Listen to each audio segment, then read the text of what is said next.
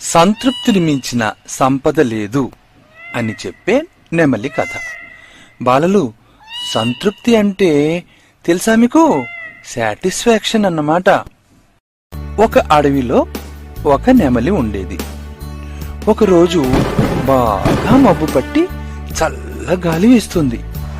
సన్నగా చినుకులు కూడా పడుతున్నాయి. అంటే డ్రిజిలింగ్ అన్నమాట. ఆ వాతావరణం చూసి నెమలికి భలే ఆనందం వేసింది.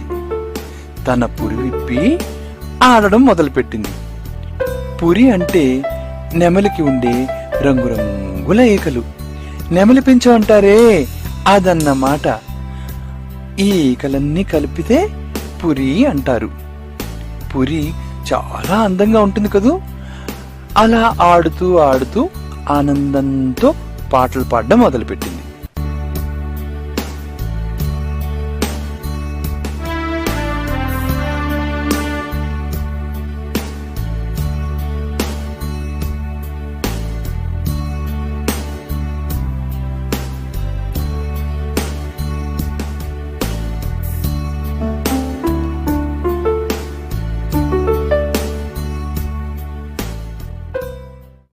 కాని నెమలి గొంతు బాగుండదు కదా.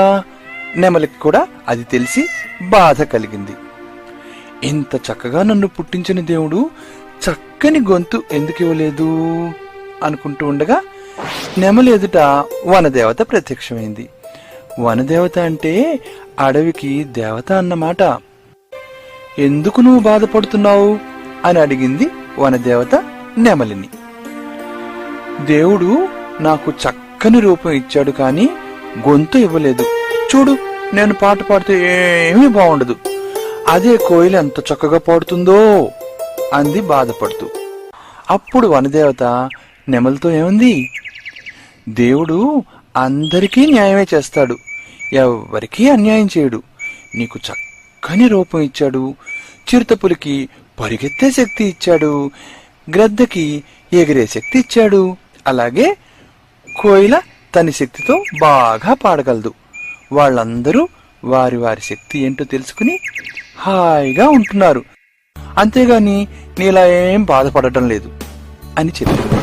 నెమలి కూడా వనదేవత చెప్పిన విషయం గురించి ఆలోచించింది. వనదేవత నిజమే చెప్పింది అనుకుంది.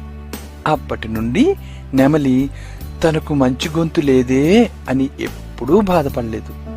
చూసారా బాలలు, మనకున్న దాంతోనే మనం సంతృప్తి పడాలన్నమాట. అంతేగాని ఇది లేదు అది లేదు అంటూ బాధపడుతూ